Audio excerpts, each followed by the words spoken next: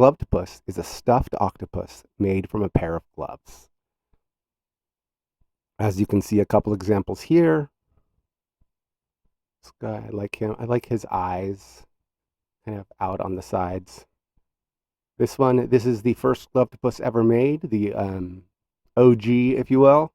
He was the first one that I ever made. And this is another one, mother of pearl buttons for eyes.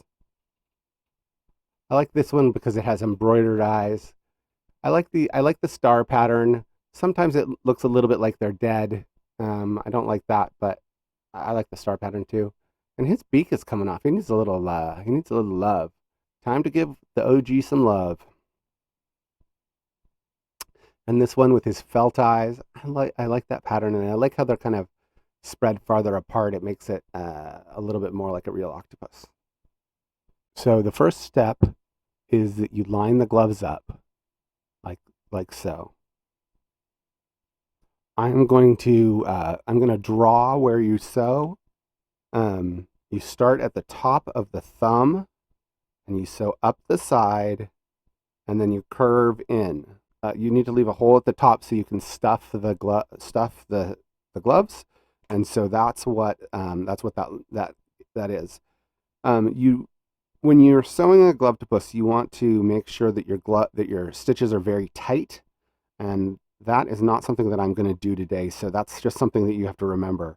Make your stitches tight. For the first stitch, I always almost finish and that's how I anchor stitch in through the loop, stitch through, and then I go back through that's how I get my stitches in. Or that's how I get my you want your stitches to be much, much thinner. I'll show you I'll show you what mine look like. You also want them to be tight. So at each opportunity, pull your stitches tight, because that will make them show less. This material is really wonderful because it's so easy to sew in, and it's so forgiving. And a tight stitch will hide many flaws. That's the old adage I made up. So I just sewed right up the side, following the curve. I suggest you mark the curve for yourself too. So this is going to be the anchor stitch. So what I usually do is I could tie it off right now and then jump over here, but I figured why bother rethreading the needle. So what I do is I just make a little stitch, just one little stitch, pull it till it's almost all the way through, and then I go back through the loop, and that forms an anchor that won't come out. So usually I do an extra knot or two, or an extra stitch or two, just for safety. All right, so now we're going to hop over here, and what we're going to do is immediately we're just going to put a stitch. So I pull it through. Okay, I have to do a double stitch on this side because there's no loop.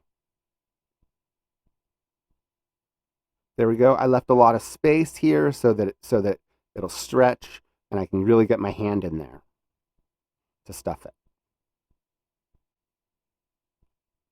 So now I'm just sewing down the other side. And so just a simple running stitch, exactly like the first side, the easiest stitch in the world. So I thought as I was doing this, I would tell you a little bit about the history of Glovetopus and where it came from. The Glovetopus is my own invention.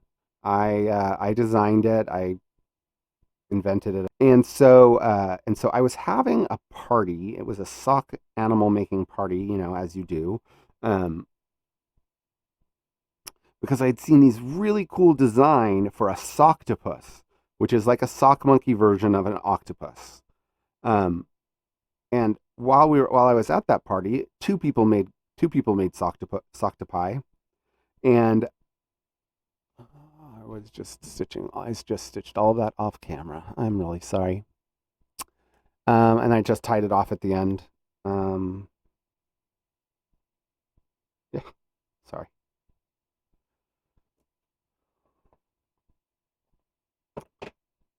And I had a pair of gloves, and I said, I think I can make this into an octopus.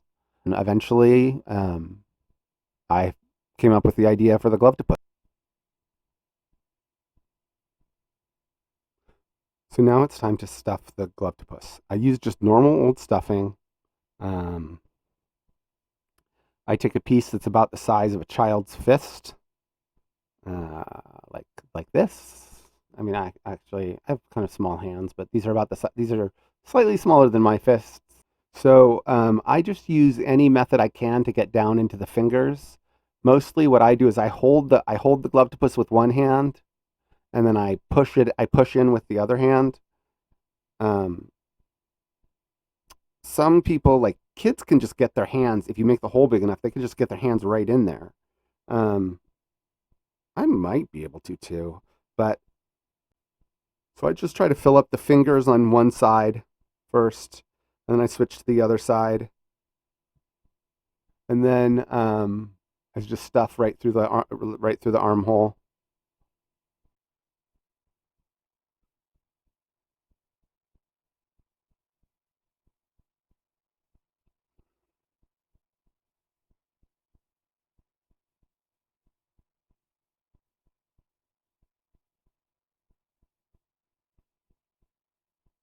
I am back in stuffing heaven. I did have to take apart an old Glovetopus to get a little more stuffing.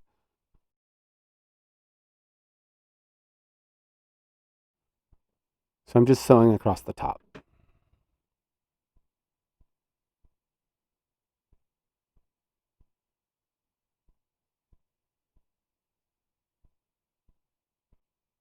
Like right here.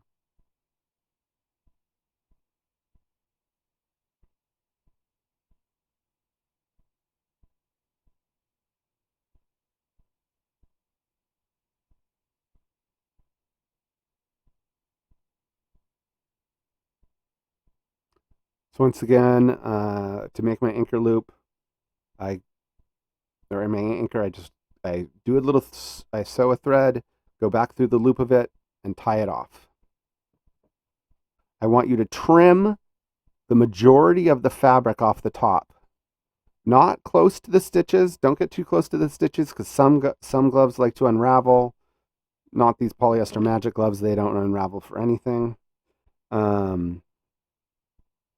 I think, and I just get the majority of the material off.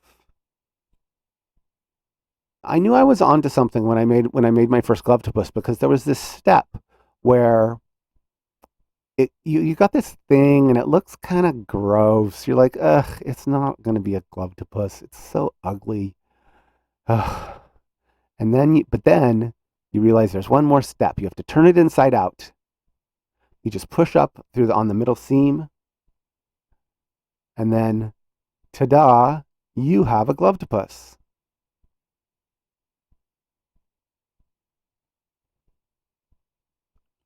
So this is why we don't stitch with embroidery floss most of the time.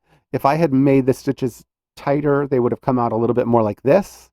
But if you're not super vigilant, they come out really, really big looking. And it's not so bad. It's not consistent because you won't have the same stitches here. It won't be consistent all the way across.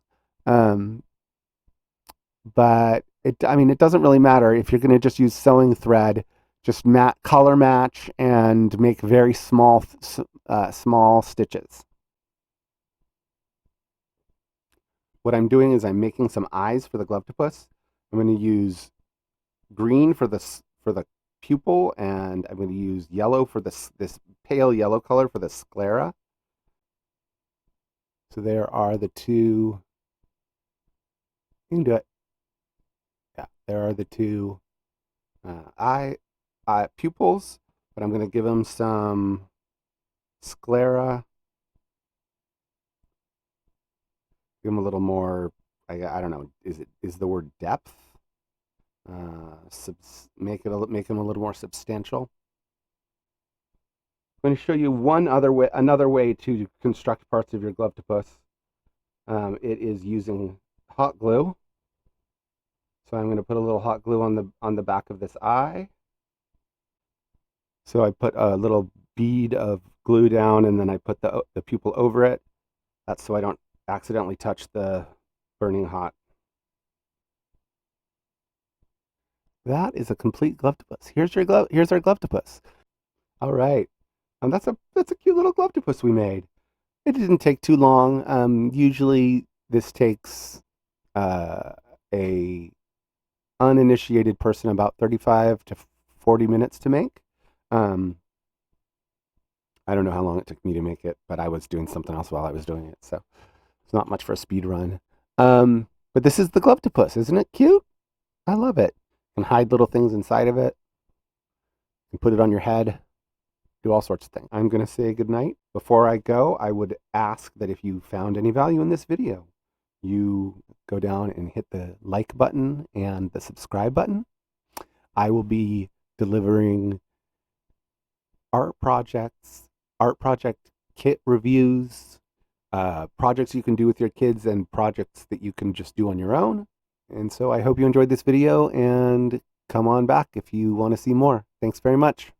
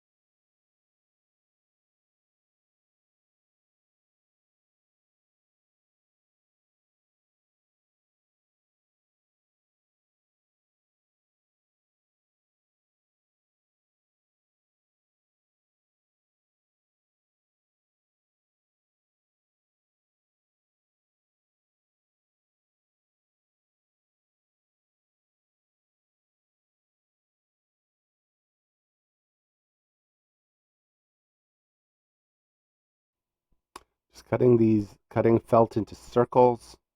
I cut a square first, and then I cut the circle shape out of it because it gives me the general size I want, so I know I'm going to be in the right size area.